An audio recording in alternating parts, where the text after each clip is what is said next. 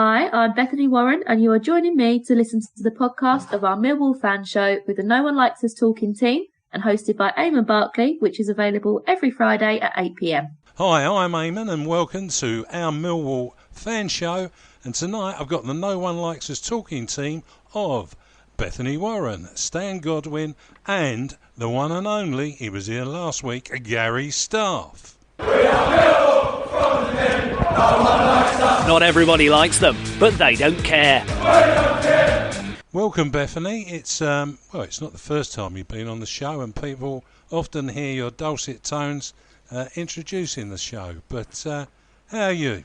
I'm good, thank you. Really excited to be here for my first proper podcast. How are you? Yeah, I'm not too bad either. I'm sure we'll have a great session tonight. No problem at all.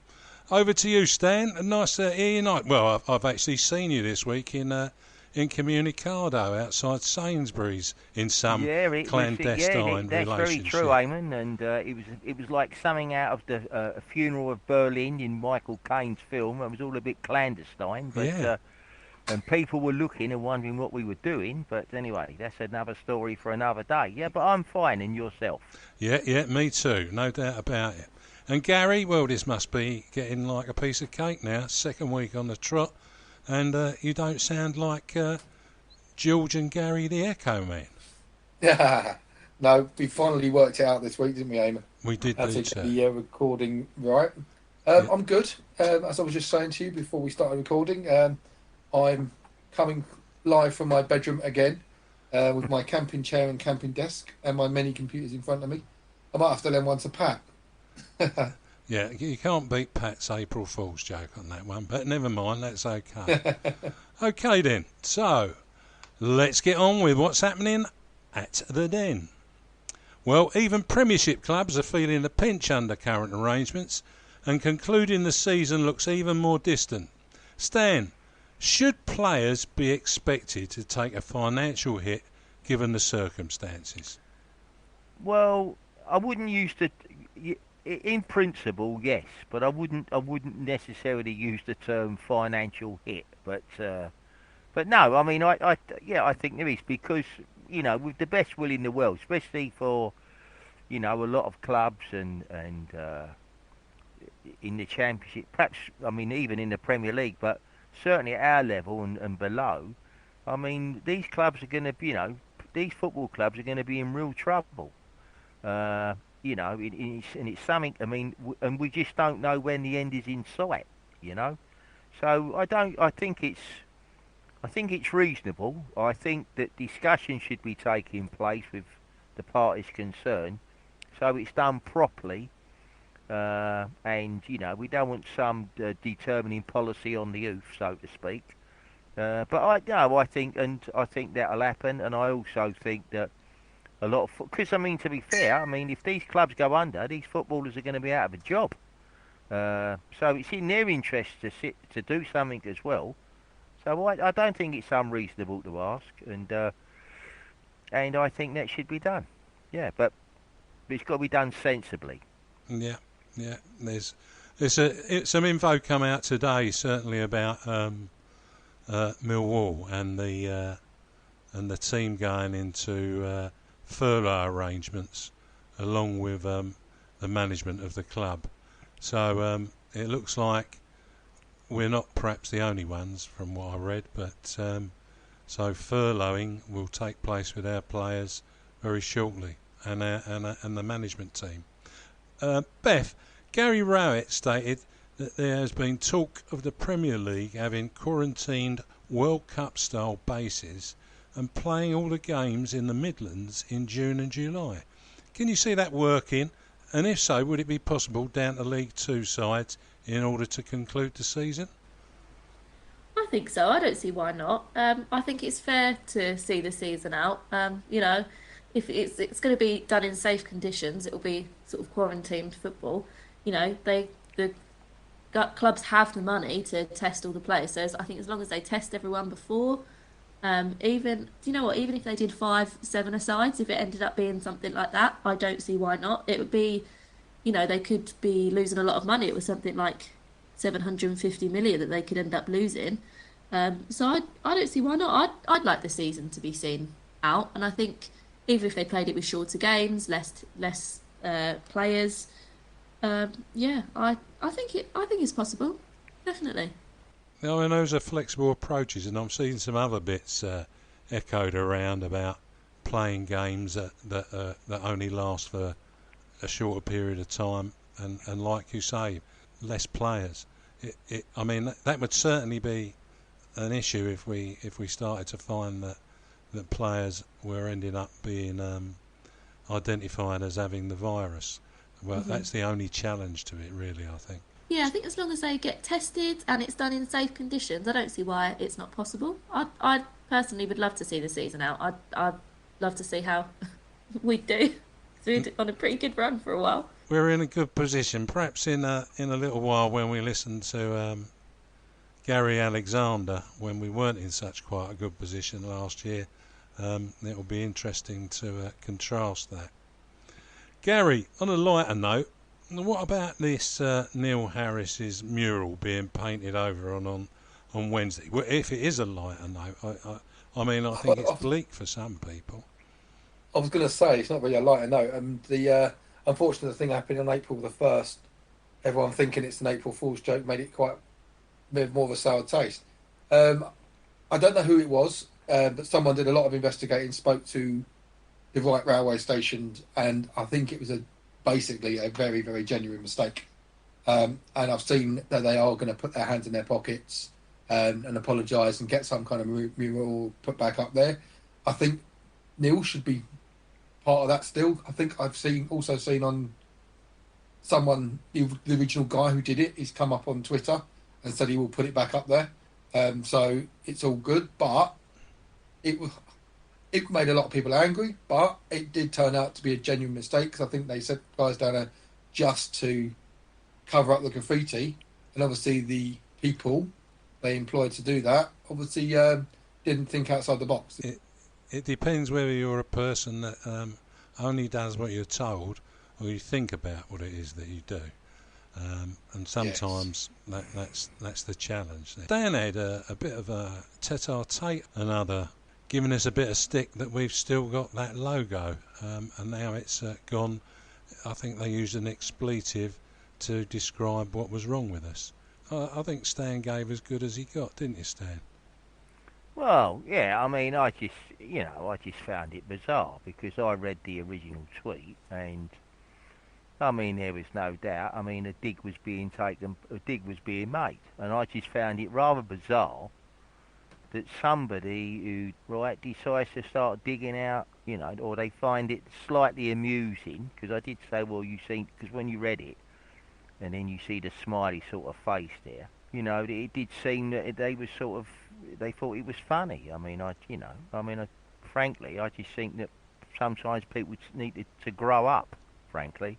I mean, all I'm saying is that if it had been the other way round, well, I wouldn't have been putting out tweets or messages on Facebook, sort of digging out them. I mean, I'd have something else better to do with me time, frankly. At least it's an iconic image, and I wouldn't see it going anywhere. I mean, it was lovely to see Johnny Burrow portraying the old "No One Likes Us Talking" mug on his living room table. So if he thinks that's good, I think he now must know it's worth a lot more than it was when we gave it to him. Anyway, people have voiced their concerns about season tickets and refunds for book tickets, etc. And meanwhile, the Den is actually wanted too. Gary, you voiced this issue last week. Just refresh us our memories on what you had in mind or what you were thinking. I was thinking, making a point back to what we said earlier, if the games are actually going to be played behind closed doors, maybe we need a refund there as well on some of the season tickets. But my point was that on the 10th of April, our season tickets, the early bird pricing goes back up again. And the fact that we're not even watching football and the season could start so much later is not really the club aren't really being fair. and understanding the fans. Yes, they're doing the local bits for the community, and I said stuff like that, but they need to really think outside the box and start thinking, come on. I know there's obviously not people not being in the same room together. I'm having meetings, I'm having conference calls every day, so surely something should have been brought up a little bit earlier to appease the fans and just say, look, don't worry, it's in hand. We'll get there, I think. Hopefully we'll get there. We managed to talk to Millwall this week, and a spokesperson gave us the following statement. As per government guidelines, the Den is currently closed in order for the club to continue to do all it can to help prevent further spread of the COVID-19 virus. Staff have also been furloughed, which has of course had a large impact on day-to-day operations, and that means refunds cannot yet be issued. The club apologises for the inconvenience caused by this, but thanks fans for their patience and understanding. The saver period deadline for 2021 season tickets is approaching, and discussions about the possibility of extending it are ongoing. Supporters will be notified immediately as soon as a decision is finalised. Any information will be shared with fans across social media and on the club's official website.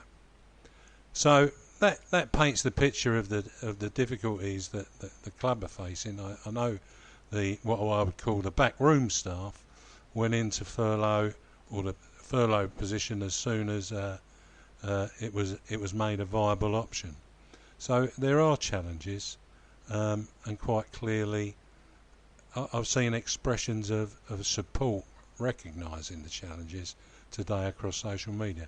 How does that feel for you, Gary? It's a step in the right direction. Let's just hope the discussions fall in the favour of the fans. Well, that would really be a bonus for everyone if it did. But Stan, there are options to spread the spend on season tickets. Is that a good option in financially strapped times? Well, yeah. I mean, I definitely think that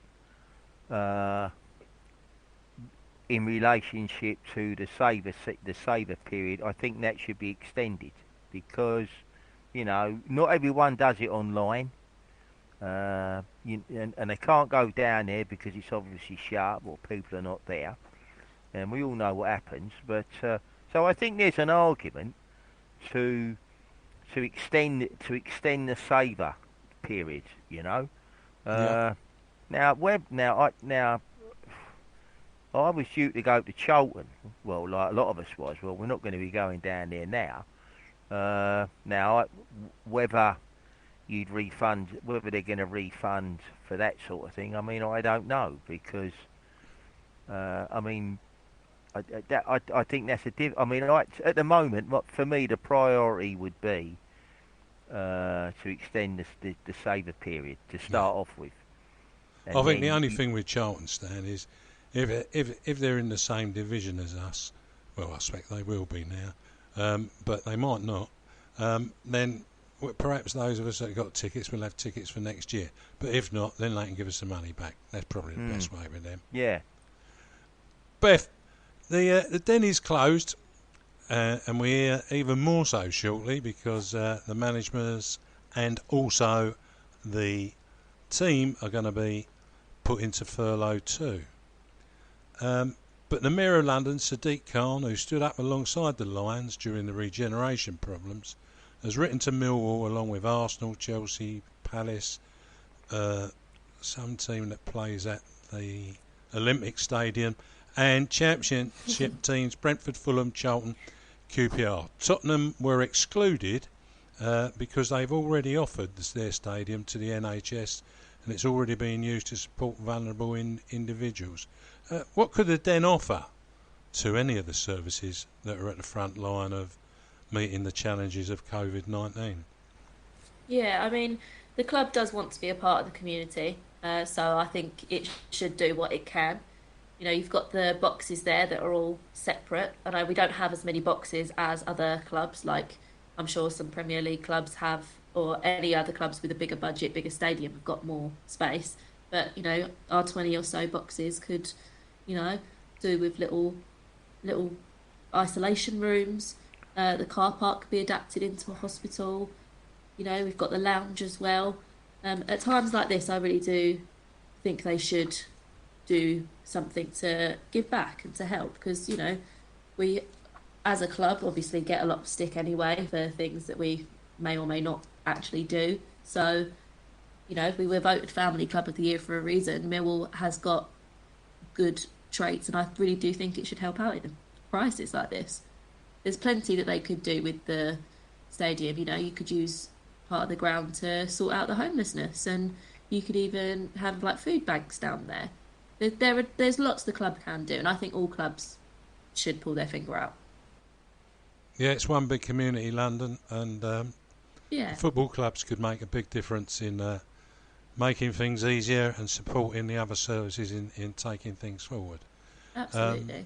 One bit that I think touched me over this week, and that was about Pat Skelly, otherwise known as Mama Lion.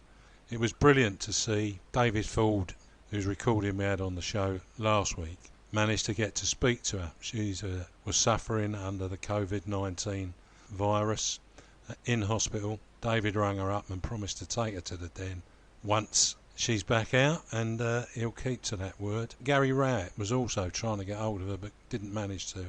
He put a video up on social media, and he spoke to her directly through that video, and it's great stuff that they can do like that.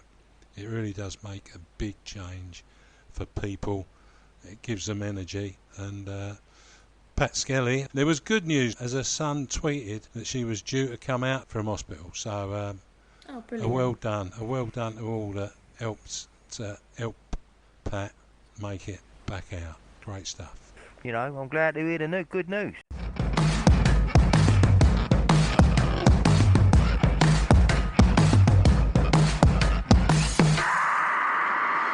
Bethany Warren here again. Thanks for listening to our show and this podcast. Don't forget, Love Sport Radio is still running with up-to-date sports news and news of the issues of the day. You can listen online or on DAB. Hopefully we'll be back on air with them when things get a bit better.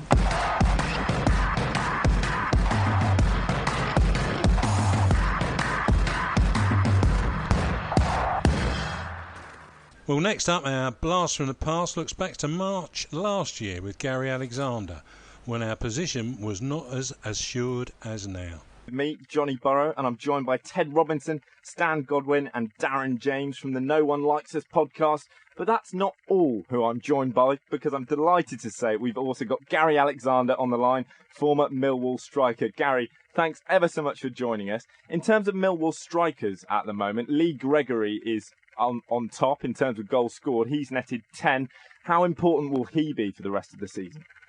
No, massive. Obviously, he's not scoring goals at the moment, but hopefully he can hit the net tomorrow at Bolton and get back on a run where he starts scoring goals and score a few goals, which lead us to safety. He's capable of it. We've seen it before, and the sooner it starts, the better for Lee. He continues to work his socks off, and he keeps working that hard. He'll get a bit of luck, hopefully. Now, don't like to bring this up, Gal, but you had a little bit of a period where you never scored for us when you first started playing, didn't you?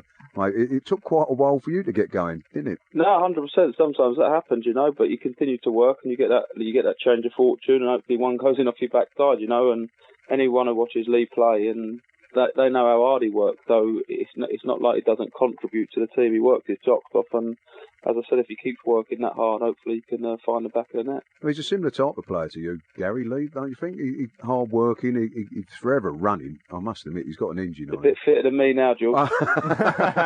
But no, as you said, he does work his socks off. He continues. He's working that line. He works for the team. He's in the corners. He's chasing back, and sometimes that takes away, from being in the box when you should be. But he's working for the team. We're not going for a great spell, and he continues to work for the team. But hopefully, as we said, that one goes in and he can have a change of fortune and start hitting the back of the net, because he's a goal scorer. Gary, we had a quick 30 seconds break off air before we came to you there, which gave me time just to turn to the lads and go, what did you think of Gary Alexander as a player at Millwall? And they immediately, unanimously went, we loved him. with that in mind, they were saying they adored you because of the way you worked, the way you ran, the way you were the kind of player that they like at Millwall Football Club. How important is that, do you think, when playing for the club, to be the sort of guy who is going to fight, is going to work? And with that in mind, who in the current squad is the most sort of archetypal Millwall player? I think that's a minimum for any football club you play for. If you've got to work hard when you go onto a football pitch, that's a minimum. You're not going to play well every week. It's the same as any other job. You can have a bad day at the office, but the minimum is hard work, isn't it? And if you go onto the football pitch and you're not willing to work hard, then there's no point being there. But I think you have to have that in the Millwall shirt. Otherwise, the fans do let you know. Yeah. And as you said earlier, I went for a drought. I went 20 games without scoring a goal, but I carried on working. We wasn't counting, Gal. We wasn't counting. I counted. Nah, but but Gal, because when you was a kid, you used to go down to Millwall, and it's always been the same, right? If you play for Millwall, if there's a brick wall in front of you, or there's a 50-50 ball there, you got to go for it. And if you don't, right, and our fans, they suss out people fairly quickly. No, 100%. That's right. And you've got, agreed. and if you're doing that all the time, as Gary used to do and others did, if they're doing that all the time, then that's fine. But people are happy with that, right? But it's when they don't see that, that's when they start getting the ache. Would you rather, and this is a question both for you, Gary, and for the guys with me in the studio, would you rather have that running through a brick wall or talent? If I said Mesut Özil can be a Millwall player tomorrow, not in a million but years. it'll be lazy as you're saying no. No, I don't want him. No, thank you. You can have him for free, no wages. No, thank you. I'd like to hear Mesut him. Özil. Would you have him in your team, Gal? Probably. Probably if you put it on a 6 foot for a year all day long. But no, I get what you're saying. But as you when you play for the club and you obviously watch the club, you get to know what the fans expect. They just want an honest worker. A lot of the fans are hard-working people that work all week to be able to follow Millwall home and away, and they expect the same on the pitch.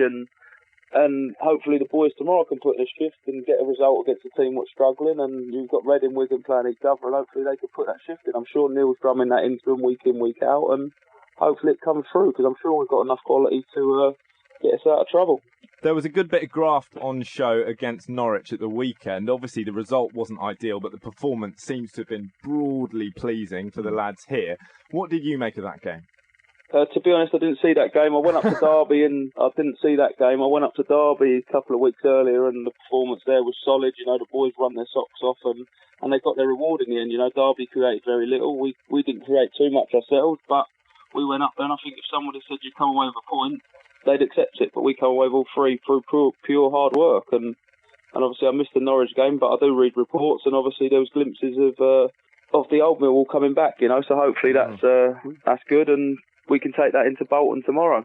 We've definitely got to have a Derby performance tomorrow at Bolton, Gary, haven't we? Bolton we've had a few battles with over the years, quite recently, like with Phil Parkinson in charge, and they're not too dissimilar to us in the way that they play to a certain extent, but we have got to have that sort of mentality that we had at Derby that really see us through against what really is quite a decent side.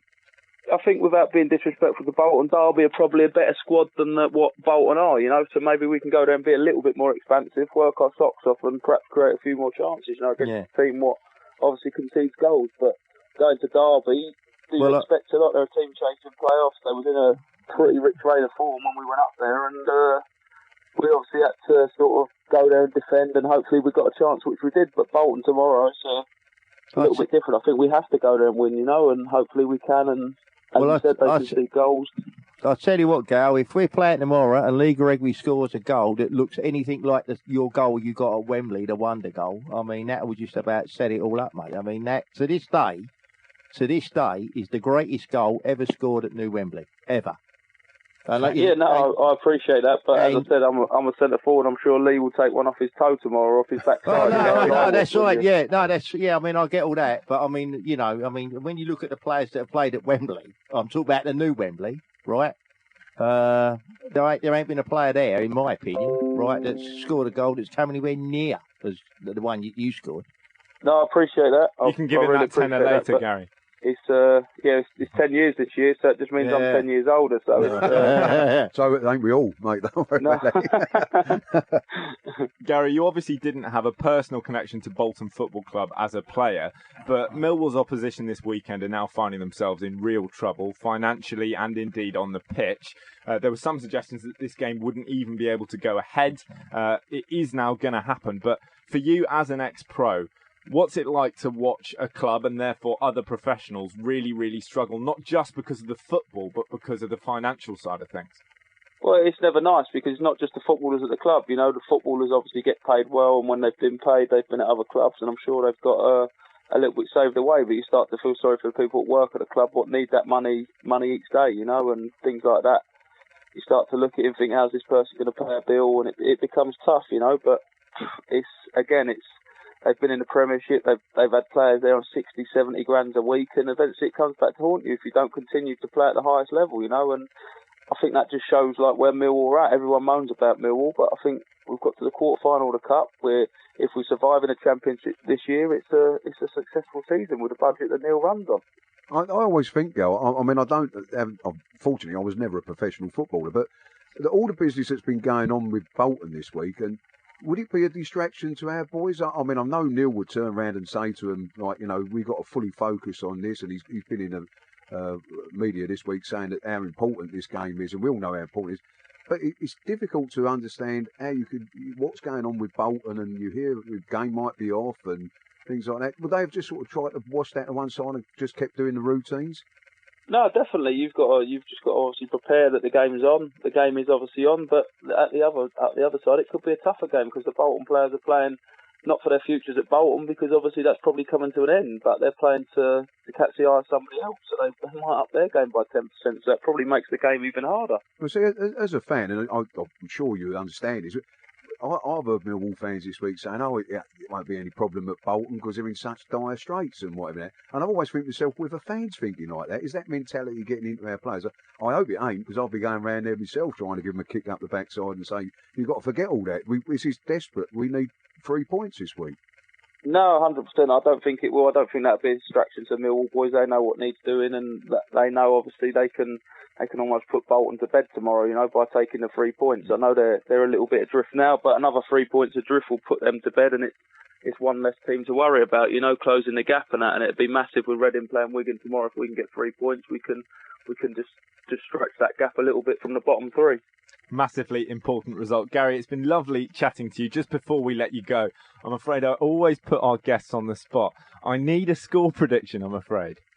1-0 Millwall, Lee Gregory. Okay. 65th minute. Gary, what do you reckon?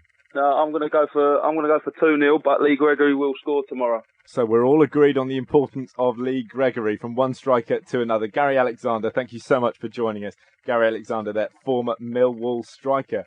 Great to hear that interview with Gary. Millwall fan, man and boy, and a great striker. After 20 games, Ted tells me, to get into the groove. Hopefully we will get him back along the way for one of the shows. Right, last week we heard about Millwall Lionesses having their season made null and void, and we considered the impact. Gary, you had thoughts about your experiences of lower league football, including sides being upgraded. Run that by us again. Basically, when I used to help assist and manage a football team back when I was younger, we a group of friends, we got together and we formed a team out of some very, very good players. First season we went unbeaten. I think it was about 28 games unbeaten. Got promoted, but we didn't get promoted one division. We got promoted 2 divisions because they basically, in the lower leagues like Leven District League or these counties leagues, they look at the teams come in, and at Millwall Lionesses is a new team, so it'd be like us coming in at a certain level, thinking, we put them there, see if they're okay. But we were a lot better. We ended up getting to Premier League in that set of 8 divisions, and we ended up finishing second in the Premier League. We were that good at the time. But like the Lionesses, they're on fire at the moment. I don't know how many points cleared out at the top of the table. But surely the leagues have got to look at that and think, right, we're all a bit out of their depth in there. Move them up maybe to 1, 2 divisions, so they're in more of a division where they're going to be tested every week rather than winning 15, 16-0. And there's other sides who are higher up and who are struggling as well. I mean, I think in that Eastern Region Women's Football League, there was a couple of sides that fell off the table during the course of the season, and certainly the league that they were in had to be adjusted because that actually happened. I managed to get hold of Colin Reid earlier, and I asked him a few questions about what all of this means. Following discussions across footballing bodies, on Thursday last week, a Lionesses statement clearly acknowledged the pandemic crisis and the season being made null and void, and how this was totally understandable. Tonight I'm pleased to welcome Lionesses boss Colin Reid, who we've had on the show before, to tell us a bit more about the issues surrounding the development. Colin, good to speak with you again. And you, Eamonn. Hope you're well. Staying safe, as they say. Anyhow, Colin, the team really showed their mettle this season. How do you see the next season picking up when this is all over? Well, I'd like to think that we would carry on from where we left off. So, first and foremost, there's still a way to go. And then you've got all the sort of situation of will players want to re-sign? What league, what division will we be in? So I think that, whatever players that we do have, I'd like to think, like you said, we pick off or start up where we sort of left. And that is in a winning mentality. Going through the season without a defeat.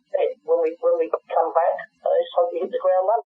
Interestingly enough, one of the panel Friday mentioned about what league you might be in. Said at that level where they got teams cruising through, sometimes there's consideration to sides being elevated to another level. Do you think that's possible? I'd like to think so.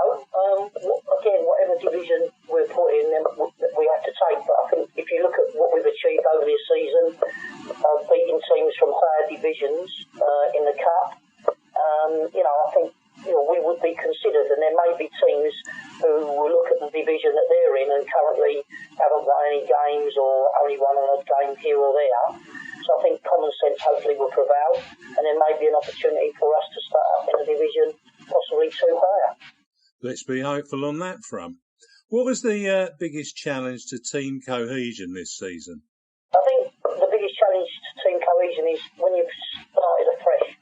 Obviously, it's well documented that we wasn't the team from the previous season. So, we had 18, 20 new players. So when you've got new players, it's getting used to playing with each other, getting used to myself as well, and how we want to play. So the girls have obviously adapted to those challenges, and like I said, the results will prove that. So hopefully whatever girls we get back, and I think that we will probably attract maybe even more stronger players next season, depending on the league we're in. But obviously loyalty for me is really important. So we've done the job with the players we've got. Like I said, whatever challenge we're faced with next season, I'm sure we'll back to it. Yeah, loyalty makes a big difference, that's for sure. In addition to the Lionesses, you have a regional talent centre, which is part of the Football Association's Football Talent Programme for girls. This development programme operates at under 12s, under 14s and under 16s. What impact will the current situation have on a regional talent centre? Well, obviously the FA have issued guidelines where the season itself's been, say now, postponed. What we have got is a duty of care because it's obviously financed by the FA. So we're still in post, we're still keeping in touch with the girls on a regular basis. We don't know exactly how it's going to start next season or when it'll start. There's the process of possibly bringing in new players. But like I said, we are constantly in touch. I've got a great team of coaches. I've got Adnan and Katrina, I've got Manua and Rob, and I've got Gus, Joe, who've been fantastic and Jay the physio. So they're constantly in touch with their players, setting them challenges and tasks. We've got some great videos that are circulating. I'm just trying to see if we can get them over to you. We're obviously safeguarding team to make sure we can issue it. They've been doing the toilet bowl challenge at home. Obviously the mental well-being of the girls is paramount. So, times where we can't go out, times where we can't really do anything physical together, we're setting them individual programs, and obviously, we're trying to keep them, like having seen some of the stuff that's circulating, they're certainly doing a good job in that. So, full credit to Millwall and the team and the FA for supporting us, giving us various ideas, but the girls have come up with fantastic ideas themselves, and like I said, I'll check with that, and I'll probably get you something off, and we might be able to post a few things on Instagram. Lastly, Colin, what would you say to many that follow you and felt you had done enough to move up a level? And I think you've touched on it to some degree, despite the season being made null and void. Well, first and foremost, I'd like to thank all those that have followed us over the season. We've had fantastic support from the media team, particularly Alex, and obviously we've got Tom in there, and yourselves for following us. And like I said, at the start of the season, the fan base was really good, and they continued to follow us throughout. So I'd like to say to them, and take it back to my promise at the start of the season, was to get promotion. I wanted to do it in the way by winning the league. So, I think it's been a fantastic experience for myself. We've offered good sort of value to those that have come and supported us. Long may that continue. So whatever happens, and let me just say to everybody out there, follow the guidelines. I think we'll get there sooner or later. And if we all listen, then we'll get there quicker. So let's remain positive. I'm sort of very aware of the people that are obviously getting to it. I'm saying, look, let's stay strong. The quicker we stay apart, the quicker we'll be able to get together. So I'm looking forward, and I wish all Millwall supporters the best. And, look forward to beating this coronavirus. And we'll make sure whatever happens when it does, that we get together and we party, and hopefully we all appreciate each other even more than we probably do so already. Well, that's great, Colin. Thanks for that, and thanks for coming on the show. We do appreciate hearing from you, and hopefully we'll be able to speak to you and some of the other members of the setup there in not too distant future. Thanks very much. Take care now and stay safe. Thanks very much, Eamonn, and all the best to the viewers. Thank you very much. Beth, how would you sum up the Lionesses season? I'd say it was fantastic, especially after everything they've been through. They didn't lose. They defeated up in the cup. They defeated higher division sides. So, like Gary was just saying, it's they've had a cracking season. I think it'd be a real shame for them to not be recognised for that. The fact that it's just null and void. It's like none of it ever mattered or ever counted, which I think's a real shame.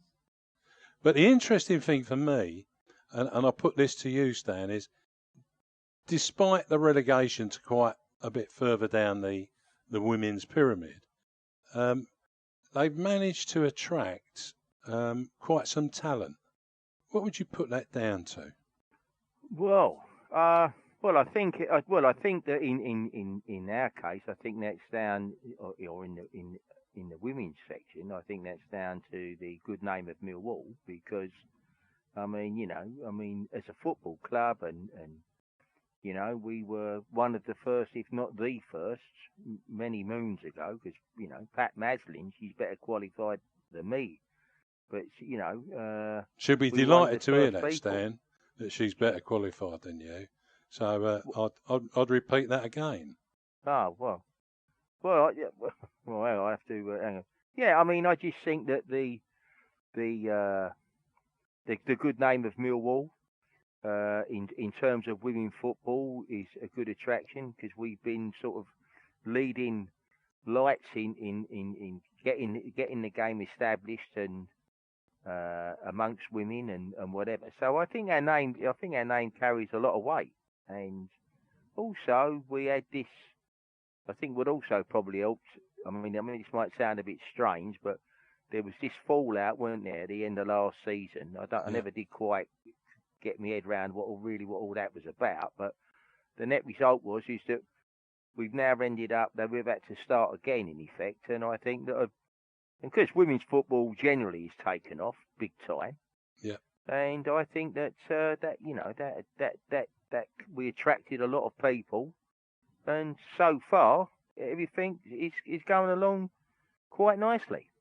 Yeah, I couldn't agree with you more. The level of the coach, Colin, is far above the level of coaches in the equivalent league. They've got a wonderful setup over at St Paul's at Rotherhithe, and that outstrips, I think, any side that they played against this year. So yeah, it's an attractive club to come to, and I think that's made a big difference. Well, thanks for your thoughts on that, guys.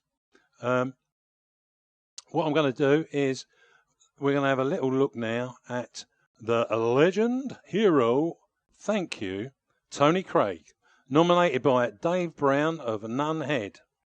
Now, Beth, what do you think about Tony Craig? I think Tony Craig was 100% a good servant to the club. You know, especially later on, he took quite a bit of stick on the chin quite well, I think.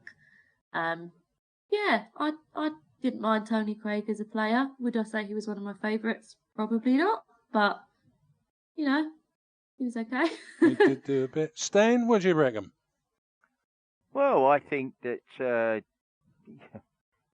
Tony Craig, I mean, Tony Craig is, in many ways, epitomises Millwall. You know, I mean, he got into the team, he fought his way in, and unfortunately, and it was unfortunate, he got transferred to the lot at Selhurst Park, and it wasn't a move that he really wanted to do, but the club had sold him, so he didn't really have a lot of choice.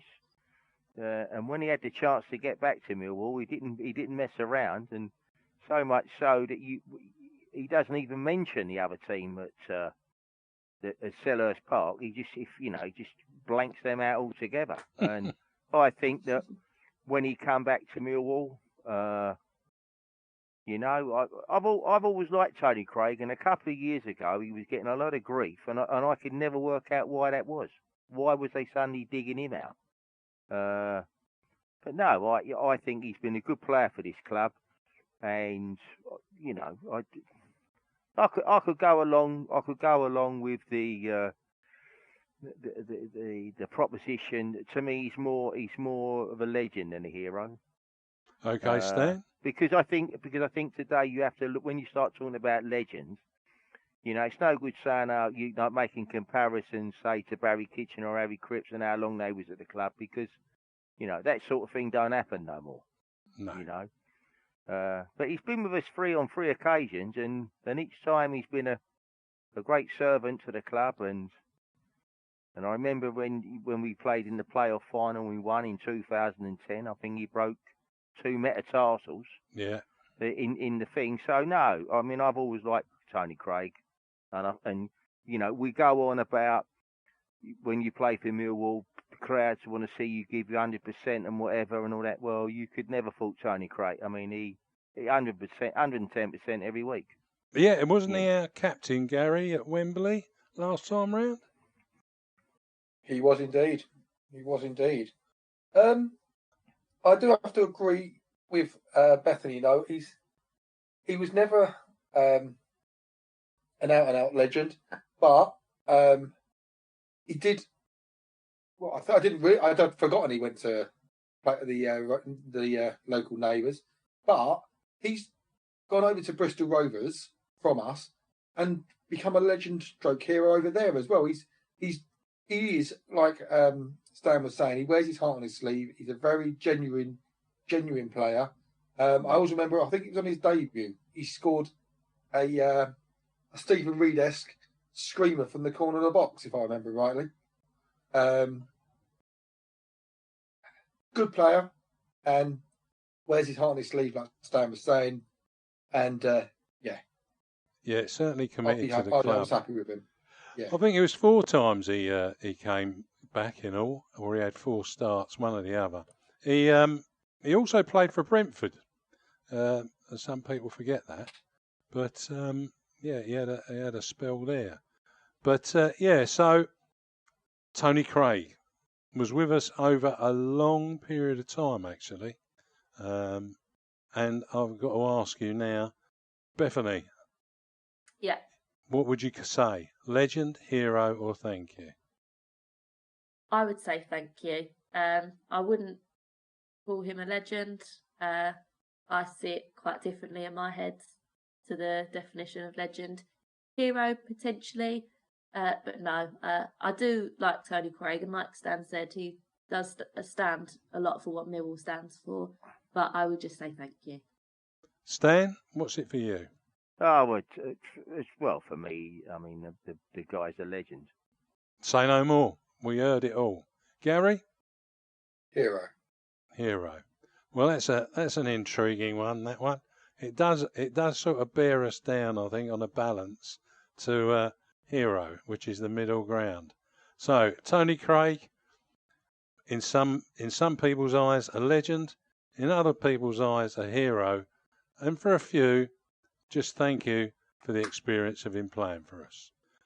Right, there's been some great views given about the appointment of Gary Rowett, but what do you guys? There's some wonderful stuff out there being written at the moment about him, and wonderful views even being given by players. Beth, did you have reservations when Neil Harris left the club? Yes, I really did. I was very much always in Neil Harris's corner. I was always on the "In Neil We Trust." I thought it was a real shame that it had come to him leaving.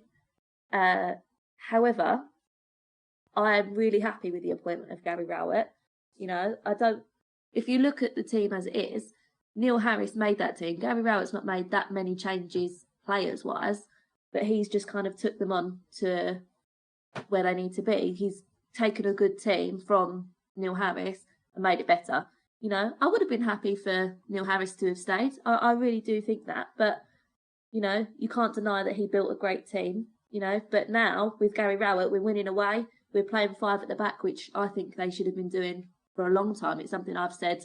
Me and my dad go to the den every week, and I always say to him, like, we always have the same conversation. They're not playing 5 at the back. There needs to be some kind of formation change, and Rowett seems to be doing that. And look at us now. We've been in a playoff position, or fighting for a playoff position. So I can't complain, but I was heartbroken because I grew up in the era when Neil Harris was a hero. He was a legend and a hero to me growing up. So I was really, really heartbroken when he left. But, you know, Gary Rowett's done brilliantly, so I can't complain at all. Well, I'm glad you rectified the legend and hero bit about Neil Harris, anyhow. But yeah, it's good points well made there. No problem about that at all. Gary, what would you say have been Rowett's attributes in taking the team forward then? He knows the division. I was actually thinking when Bethany was speaking there that history might be repeating itself. I remember when Rhino and Macca were having a really good season. Well, I started off with having a reasonable season. I think they got let go when we were about 6th or 7th in the division. And in come Mark McGee, a person who knew the division, who knew the first division back in the day. History repeated itself again with Kenny Jackett. And I think we might have hopefully repeated the trick again with Gary Rowett, because he knows the division inside out. He done really, really well with Birmingham. He done really, really well with Derby. Unfortunately, he made 1 or 2 bad choices by jumping ship. Going to Stoke with a bad idea, and everyone has bad things on their CV. I certainly do. But he come in, he knows the division. I listened to him chatting with Jamie Redknapp the other night on the debate. He's respected. He knows the division, and he's a genuinely good guy who I feel, maybe not this season if it finishes, but definitely next season we'll be knocking on the door. And I'm really, really looking forward to seeing a summer transfer window and the type of players he's bringing in and he's attracting. That's if we got any money left. That'll be the challenge. Stan, Jed Wallace has said, what I've enjoyed the most is that tactically we have a different game plan playing against every single team. Can you say that is what you've witnessed so far? Yeah. I mean, I would say that, because to be fair, I mean, you know, Neil Harris had one tactic, wasn't it? It was, you know, Route 1 football, and that was it, you know, and you know, I mean, I've expounded enough on this times about, you know, what my view of all that was, but you know, Gary Rowett, he'll pick, you know, what he'll do, he'll decide the system that he wants to play, and then he'll pick the best team suited to that system, right? So we don't have square pegs in round holes, and No, I've been more than happy. I was always happy with the Gary Rowett appointment in the first place. And I've seen nothing so far this season, or what we've had of it, to ever think to myself, well, perhaps it was wrong. I mean, I think that had the season had not sort of come to a bit of a grinding halt and it had just been the normal course of events, I think we would have been up and around, because we all agreed, didn't we, that if we were going to make the playoffs at this particular time, it was the sixth spot that we were after, right? Although there was plenty of time to go, more games, but that was the initial view, and I think we would have done that. Now, we all know what's happened since, and because who knows what's going to happen, but no, I'm more than happy with that, and I'm more than happy with the style of football. People are watching the ball played on the floor as opposed to being in the air and getting stiff necks. And no, I'm more than happy with Gary Rowett. More than happy. Yeah, it's interesting to know, and I don't know whether you realise it, but at the time that we appointed Steve Lomas, another candidate was in fact Gary Rowett. Really? Yeah, and the club selected Steve Lomas. So we've had our eye on him for a while, but he fell foul of old Lomas. But thankfully, he's arrived at last. Stan, you wanted to say something about someone who's passed? Yeah. Thanks for that. Yeah, there was a guy I was reading in the Southwark News this morning, and there was a guy. There was a picture there in the sort of obituary column, and I sort of looked at it, and I thought, I know that bloke, and because he's a guy. His name's Trevor Saker. I've known him for a while, but up until today I didn't know what his name was, because when I used to smoke, and I'd go down and have a cigarette, he'd always be out there, and we'd have a chat about one thing and another, and he was a real nice bloke. And I was somewhat saddened to read today that unfortunately he passed away back in February, and so it's a case of condolences to his family, and based on what I knew of him, I mean it's sad, but he was a real nice guy, so I was very sorry to read about his demise. Yeah. Condolences from all of us to your family. Well, that's all from us again this week, and we hope you join us again from 8 p.m. next Friday. In the meantime, keep it safe on the streets out there if you do go out. Our continued thanks also goes to the essential workers who keep the country running. There's no doubt about it that they make a great contribution to our safety and our way of life. And last but not least, we've got to mention the frontline forces of the National Health Service. You are our heroes. Good night from me, and I'm sure it's good night from the team too. Good night to everybody, and stay safe. Good night, everybody, and thank you. Night, everyone. Thank you, and make sure you stay safe. Lionesses!